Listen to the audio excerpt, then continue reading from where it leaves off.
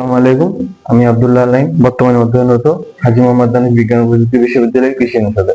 আজকে আমি তোমাদের সাথে নবম দশম শ্রেণীর পদার্থবিজ্ঞান বইয়ের গতি চ্যাপ্টারের একটি গুরুত্বপূর্ণ ধরনের ম্যাথ সম্পর্কে আলোচনা করব।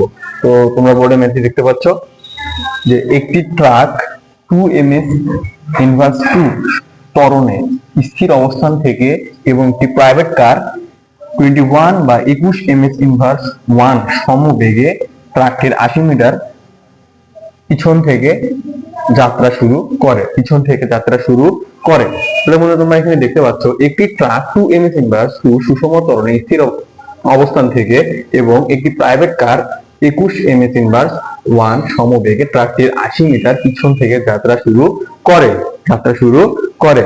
তাহলে প্রশ্নটি তোমরা দেখো যে চলার পথে প্রাইভেট কার এবং ট্রাকটি পরস্পরকে কতবার অতিক্রম করবে।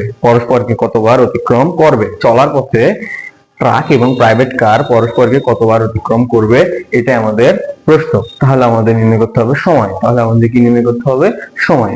তো বন্ধুরা, আমরা যদি এটা চিত্রের মাধ্যমে প্রকাশ করি, একটি ট্রাক, ধরো একটি ট্রাক স্থির অবস্থানে ছিল, 2 ms ইনভার্স 2 সুষম ত্বরণে যাত্রা শুরু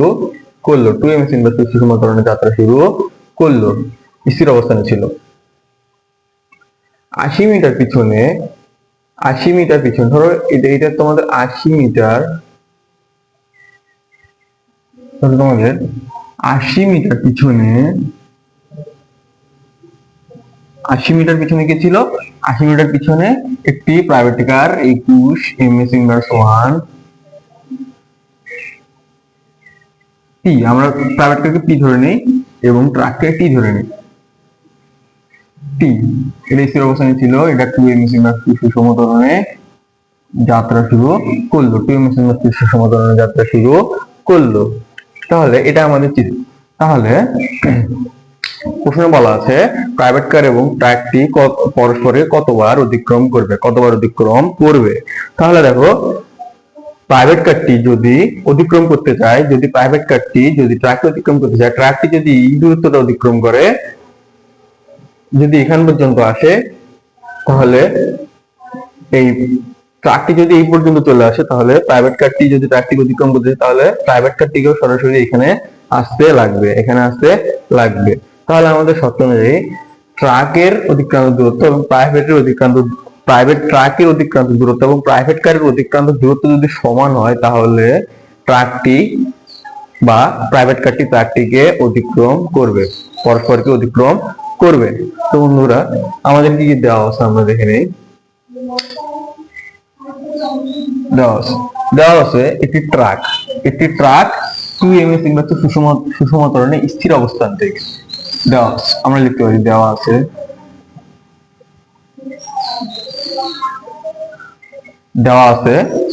আমরা দেখতে পাচ্ছি একটি ট্রাক 2 ms ইনভার্স 2 ত্বরণে স্থির অবস্থান থেকে। তাহলে ট্রাকটির অ্যাক্সেলারেশন বা ত্বরণ হচ্ছে 2 ms ইনভার্স 2। তাহলে আমরা লিখি ট্রাক 2 ms ইনভার্স 2 স্থির অবস্থান থেকে হলে তাহলে u হবে 0, আদিবেগ 0। আদিবেগ লিখি, আদিবেগ 0 ms ইনভার্স 1। এখন দেখো, একটি প্রাইভেট কার 21 ms ইনভার্স 1 সমবেগে, একটি প্রাইভেট কার কত ms ইনভার্স 1 সমবেগে? 21 ms ইনভার্স 1 সমবেগে। তাহলে প্রাইভেট কারটি কত সমবেগে, কত ms ইনভার্স 21 ms ইনভার্স 1 সমবেগে যাত্রা শুরু করেছিল। তাহলে আমরা লিখি v private car equals to, তাহলে v প্রাইভেট কার কত? 21 ms ইনভার্স 1, 21 ms ইনভার্স 1। এখন আমাদের মেইন উদ্দেশ্য হচ্ছে টি নির্ণয় করা। আমাদের দুটো সমীকরণ হবে, একটা সমীকরণ হচ্ছে ট্রাকের অতিক্রান্ত দূরত্ব, আর একটা সমীকরণ হচ্ছে প্রাইভেট কারের অতিক্রান্ত দূরত্ব। তো আমরা প্রথমে আমরা উত্তর করা শুরু করি। অ্যান্সার ধরে নেই, কি ধরে নেব, ধরি টি সময় পর প্রাইভেট কার এবং ট্রাকটি পরস্পরকে অতিক্রম করবে। টি সময় পর কি হবে, প্রাইভেট কারটি ট্রাকটিকে অতিক্রম করবে। তাহলে ধরি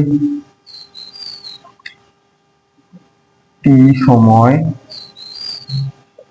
পর প্রাইভেট কার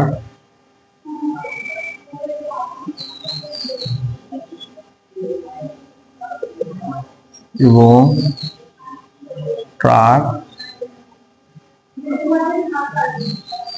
পরস্পরকে অতিক্রম করবে।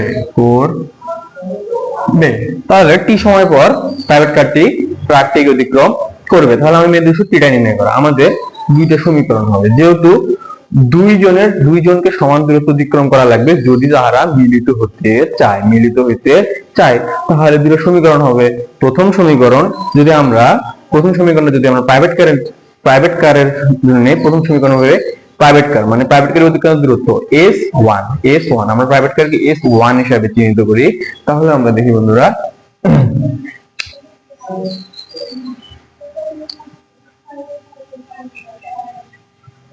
প্রাইভেট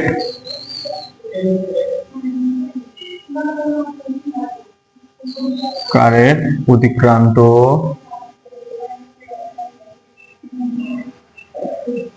দূরত্ব, S1 যদি আমরা নেই, S1 কি আমরা ধরলাম VT, প্রাইভেট কারের অতিক্রান্ত দূরত্ব S1 VT, এবং আমরা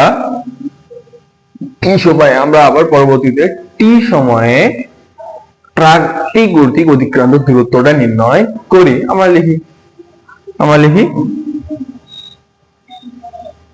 এটা 1 নম্বর ধরি সমীকরণ, দ্বিতীয়বার আমরা ট্রাকের ক্ষেত্রে অতিক্রান্ত দূরত্ব,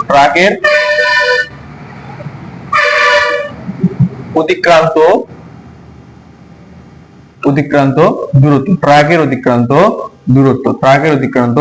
দূরত্ব S2 =